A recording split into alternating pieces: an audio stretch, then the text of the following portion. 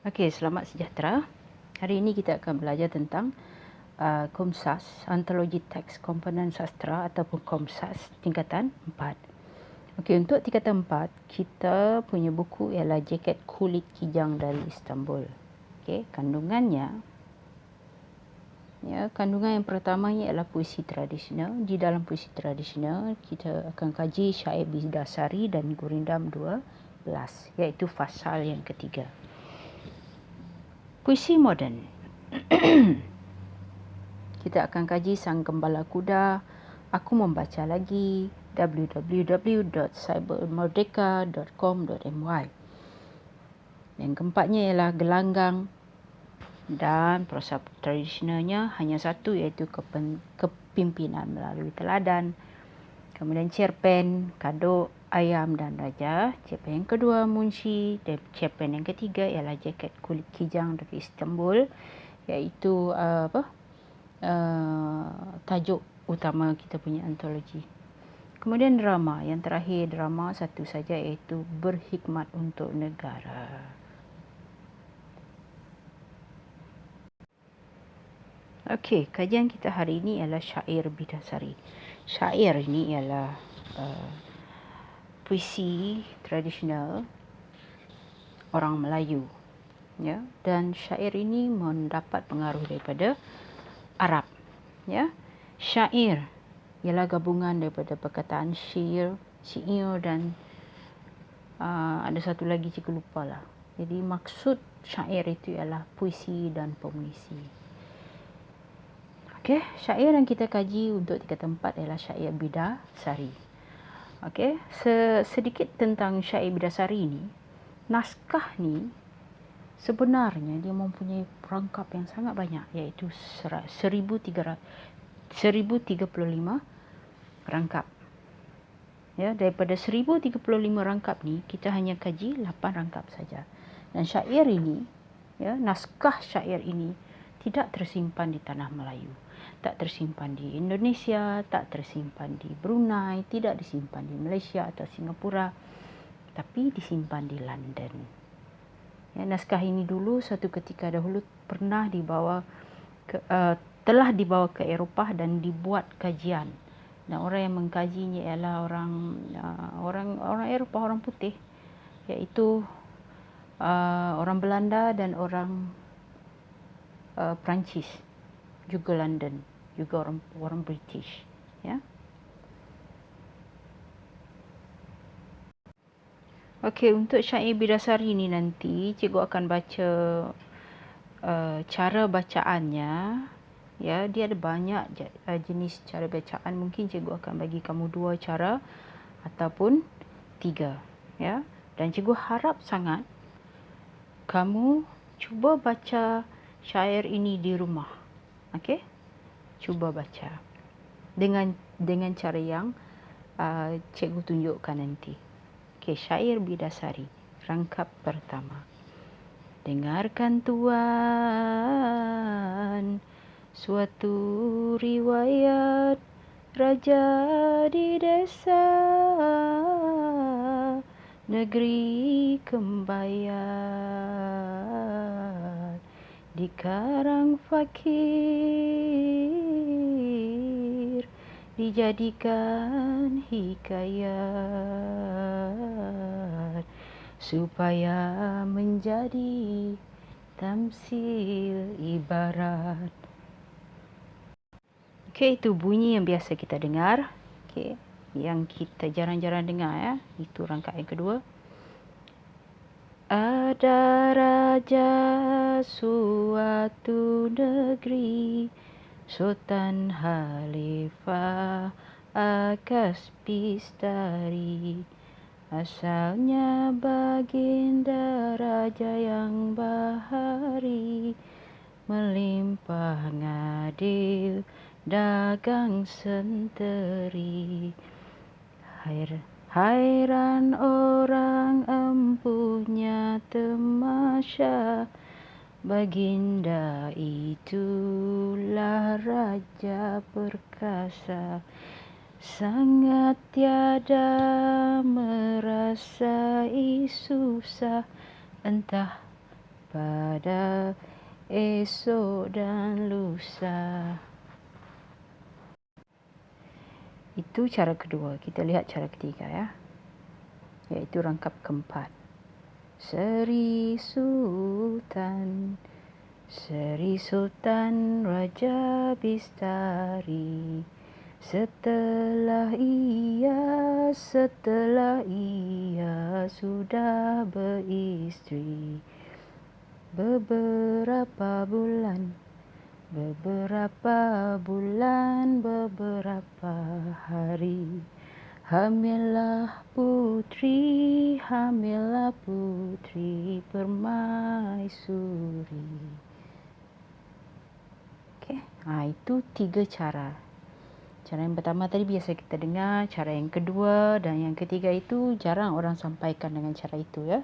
Jadi cikgu harap berdasarkan kepada 3 perkara tadi itu, 3 cara penyampaian tu tadi, cikgu nak sangat kamu cuba di rumah. Mana tahu kalau kita sudah bersemuka nanti, kita cuba sama-sama ya. Okey, untuk rangkap yang kelima, beberapa lamanya dalam kerajaan baginda duduk bersuka-sukaan. Datanglah beroleh kedukaan, baginda meninggalkan tahta kerajaan. Jadi kalau kita lihat daripada rangkap pertama sampai kepada rangkap yang kelima ini syair Bidasari ini mengisahkan tentang sebuah kerajaan yang makmur, yang sentiasa dilimpahkan rezeki yang baik ya. Okey, kita lihat rangkap yang keenam. Datanglah kepada suatu masa, melayanglah unggas dari angkasa. Unggas itu ialah burung ya. Unggas Gurda sangat perkasa. Ini kalau disebut Garuda tu, Garuda tu sama. Ya. Itu maksudnya burung yang sangat besar. Menjadi negeri rosak binasa. Datanglah menyambar suaranya bahana, gemparlah sekalian mulia dan hina. Seisi negeri gundah gelana, membawa diri ke mana-mana. Baginda pun sedang dihadap orang, mendengar gempar seperti perang. Bertitah baginda raja yang garang, gempar ini apakah kurang? Jadi kalau kita lihat rangkap pertama sampai rangkap terakhir, berlaku daripada sebuah negara yang makmur, sebuah negara yang maju, ya, tiba-tiba dilanda oleh kesusahan, iaitu dilanda oleh burung Garuda.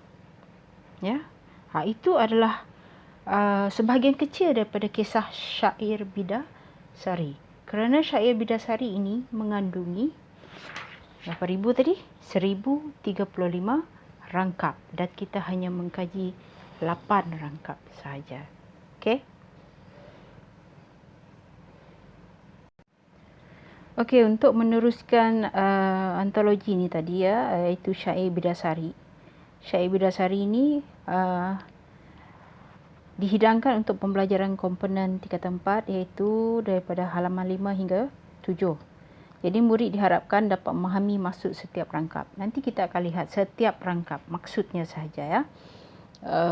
Untuk bahagian tema, latar, nilai, pengajaran dan persoalan kita akan bincang bersama-sama. Ada satu lagi perkara yang penting iaitu unsur bahasa. Ya, unsur bahasa. Okey, kita lihat rangkap pertama. Dengarlah tuan suatu riwayat, raja di desa negeri Kembayat. Dikarang fakir dijadikan hikayat, supaya menjadi tamsil ibarat. Ya, yang ini, rangkap pertama ini merupakan pengenalan kisah seorang raja yang memerintah negeri Kembayat. Okey, negeri Kembayat. Okey, negeri Kembayat ni kalau zaman sekarang, ya, negeri Kembayat ini ialah Champa, ya, Champa. Okey, Champa. Negeri Kembayat ini wujud sebenarnya ya. Pengarangnya hanya mahu dikenali sebagai fakir. Fakir maksudnya orang miskin, orang yang sangat dipandang hina ya, fakir ini.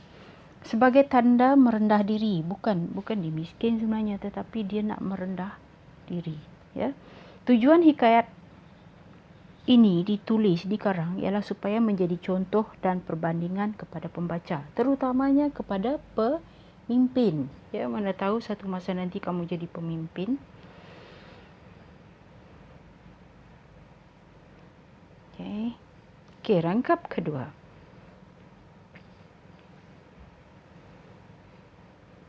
Ada raja suatu negeri, Sultan Khalifah Akas Bestari. Asalnya baginda raja yang bahari, melimpah ngadil dagang senteri. Okey. Khalifah itu maksudnya khalifah. Kalau ejaan dia yang kalau dalam kamus kita dia dieja macam ni. Khalifah. Maksudnya ialah pemimpin. Khalifah bermaksud pemimpin. Bestari bermaksud bijak. Asalnya baginda raja yang bahari, ya. Okey, cemerlang. Okey. Dia seorang yang cemerlang. Bahari itu seorang yang cemerlang, ya. Melimpah ngadil dagang senteri. Okey. Okey, jadi di sebuah negeri terdapat seorang pemerintah, iaitu sultan yang gagah, perkasa lagi bijaksana. Baginda raja dahulu kala merupakan seorang raja yang cemerlang sebelum dilanda oleh masalah, iaitu dilanda oleh Garuda. Keadilan baginda ini telah menyebabkan menggamit, maksudnya telah menyebabkan orang ramai datang. Ya, orang ramai datang, terutamanya pedagang dan orang soleh, ya, orang soleh, dagang senteri. Ya, dagang dan senteri ini adalah orang yang berdagang, orang yang berniaga, dan orang soleh, orang yang pandai, orang yang bijak, ya, pelajar ilmu agama yang merantau. Biasanya orang ilmu agama ini merantau daripada pelosok dunia, terutamanya daripada negara Arab dan juga negara lain lah, negara yang Turki dan sebagainya, ya. Okey, rangkap ketiga. Hairan orang empunya tamasya. Baginda itu raja perkasa, sangat tiada merasai susah, entah pada esok dan lusa. Okey. Kegagahan dan kelangsungan pemerintahan baginda memang mengagumkan. Orang hairan mengapa negaranya, kerajaannya begitu makmur, ya. Sesaat pun baginda tidak mengalami kesusahan. Sedikit pun tak pernah mengalami kesusahan. Namun tiada siapa yang tahu sama ada keadaan itu akan berkekalan atau sebaliknya. Siapa tahu, kan? Siapa yang boleh meramal masa depan? Tak ada orang. Okey, seterusnya rangkap yang kelima. Beberapa lamanya dalam kerajaan baginda duduk bersuka-sukaan. Lama dia hidup dalam keadaan yang senang, dalam kehidupan yang makmur, ya. Datanglah beroleh kedukaan. Tiba-tiba datang masalah. Baginda meninggalkan tahta kerajaan. Okey, setelah beberapa tahun memerintah negara dengan bahagia dan aman sentosa, dugaan malapetaka datang melanda. Baginda terpaksa berundur dari istana. Okey, itu rangkap yang ke-5. Okey, ada juga yang menyatakan bahawa baginda meninggalkan tahta kerajaan itu bermaksud mangkat, ya, mati, mangkat. Kalau raja, ya, yang dikata meninggalkan tahta. Okey. Ada yang menyatakan terpaksa berundur. Ada yang menyatakan mangkat. Mangkat dalam bahasa istana bermaksud meninggal dunia. Okey. Manusia mana ada yang kekal, kan? Lambat laun akan pergi juga. Okey, rangkap ke-6. Datanglah kepada suatu masa, melayanglah unggas dari angkasa. Unggas Gurda sangat perkasa, menjadi negeri rosak binasa. Tiba-tiba pada suatu hari, muncul seekor burung raksasa melayang di ruang angkasa negeri Kembayat, iaitu Garuda. Garuda ialah helang besar. Yang kalau dalam epik Hindu, Vishnu, ya, dia dieja sebagai Gurda. Ya, dia melanggar Kembayat sehingga menimbulkan huru-hara dan kemusnahan. Melanggar itu maksudnya menyerang, ya, menyerang. Itu geruda.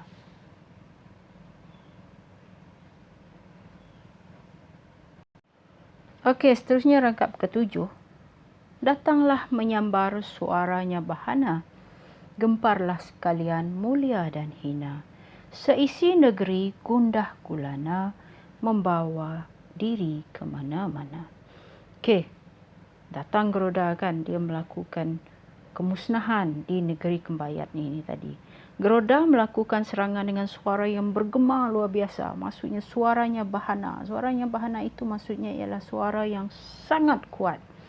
Sekalian rakyat negeri Kembayat berada dalam keadaan huru-hara dan kekalutan. Ya, gempar sekalian mulia dan hina. Orang kaya susah, orang miskin lagilah susah. Itulah yang berlaku. Gemparlah sekalian mulia dan hina. Seluruh negeri dilanda duka lara dan lesu. Ya, semua orang penat, semua orang duka. Ya, serta rakyat bercempera tanpa arah tujuan. Mereka melarikan diri ke mana-mana saja tanpa arah tujuan. Itu yang bermaksud bercempera.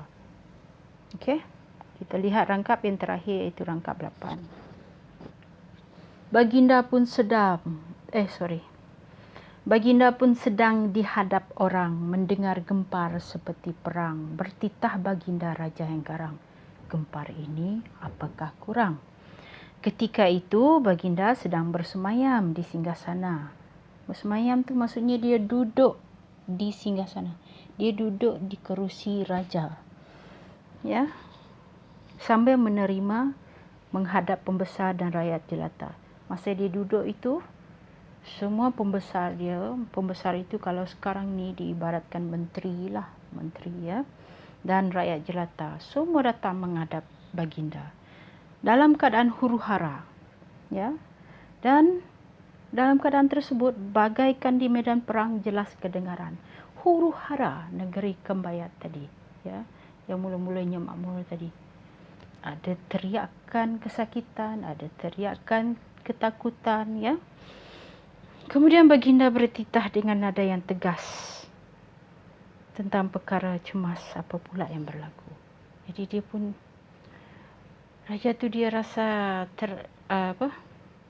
dia cemas, ya, dengan suara yang kuat.